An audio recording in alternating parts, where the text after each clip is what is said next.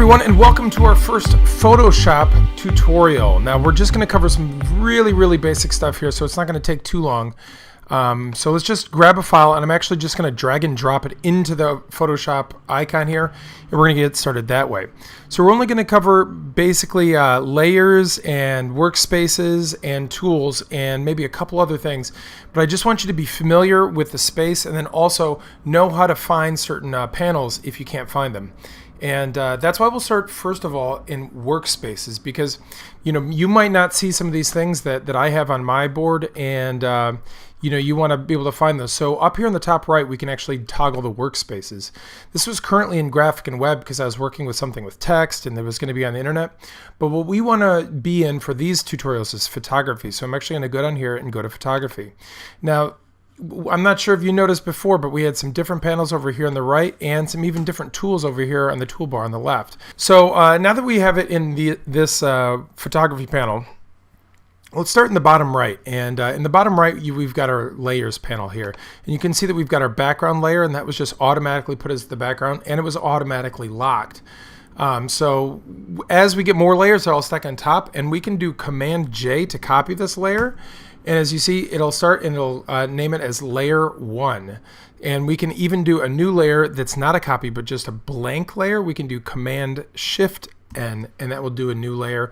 And we can just keep it called layer 2 here, but if you wanted to rename it, you could do that. You could even change the color of the layer and a blend mode, which is something we'll get in a lot later. This layer panel is important because the layer that's on top is going to be the most visible, and the layers below it will only be visible if there's actually something, if it's transparent or anything like that. So just for example, we'll take our first tool here and we'll use the brush tool. And now I can make this larger by pressing the right bracket. Now let's just say I just scribble on this, okay? That's on the second layer here. Now if I either poke this eyeball out, it'll make it disappear. Or if I kept that eyeball poked in and then just drag this layer underneath layer 1, you'll notice that it was completely invisible now. Now it's still there and the eyeball is visible, but it's just that this layer 1 is actually taking up the entire layer. So if we unclick this eyeball here, you'll see that the white then reappears. So let's click this back, and if you want to delete this layer, you can either just drag it down here to this trash can, or you can literally just press delete and that will get rid of that layer. Now another thing to notice, let's say we make a new layer again. This is going to be called layer 2, and it's put right here in the middle.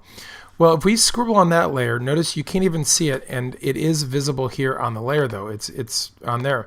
But notice if I go click on layer 1 and draw, it's actually drawing on this photograph of Nick Stauskas.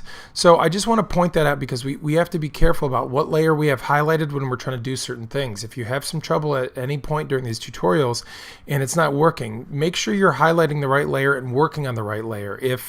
If you're, let's say you're on a layer that has the eyeball poked out, you actually will not be able to draw on that. So as I've got my brush here still, and I click, it's going to say could not use that brush tool because the target layer was hidden. Okay, so if we wanted to get back onto that, we'd poke that eyeball back in, and then we can draw all over it. Let's go ahead and undo these. And now notice this is another thing in Photoshop. If we hit undo once, Command Z, it will undo. But if we hit it twice, it's going to redo. So if we want to actually move back in history several steps, what we do is we hit Command Z once to undo, and then we hit Command Option Z to undo multiple times. And then you can go back further into your history. That's enough for the layers panel right now. The next thing I want to go over is also pretty quick. I just want to go over the toolbar over here on the left. Now on the left hand side, there's a lot of different icons here, and there's a lot of different tools that are available.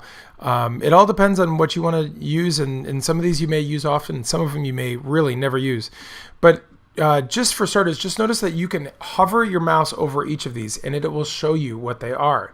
Now the name will be there, but also in parentheses is the shortcut to get to those tools. So if you ever forget what the shortcut is or exactly what tool it is and you can't remember the icon, just hover your mouse over it and it'll show you. On top of that, you can see some of them have these little carrots underneath on the bottom right corner. If you click on those and hold, you can see that there's actually 1 to 2 or 3 tools on each of these. So we could do that for this crop one as well. There's crop tool, there's perspective crop tool. We have lasso over here, we have polygonal lasso tool, and we have magnetic lasso tool. So sometimes if you're trying to use a tool and it looks similar but a little bit different, just note that you might be using a slightly different version of that same tool.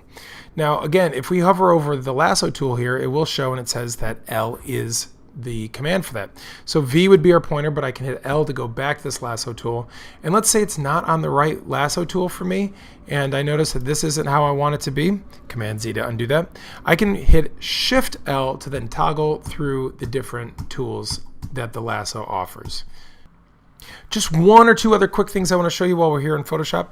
If I wanted to zoom in, and let's say I want to make sure that Nick's desk is in focus, the way to zoom in is you can go Command plus, and that will zoom you in. Now if you're using a Apple Magic Mouse like I am, you can actually scroll left and right, which can be really, really nice. Again, we can go Command minus to get back out, and we can even go further out here, okay? There's also the full screen, so if I press F once, it will actually go to full screen. I press it again, I can get it with no panels, just the blackness here, and if I hit it again, it's going to go back to the original full screen panel. So like I said, this will just be a general overview, and I just want to make sure that you understand where the panels are and how you can reset the workspace, things like that. We're going to go over a lot of other details in the future tutorials, but I just want to start out in this basic one before we jump in. So thanks for watching. Click up here to subscribe, or click on any of these 3 videos to then continue on and learn about any of these Photoshop topics. Thank you for watching, and I'll see you in the next video.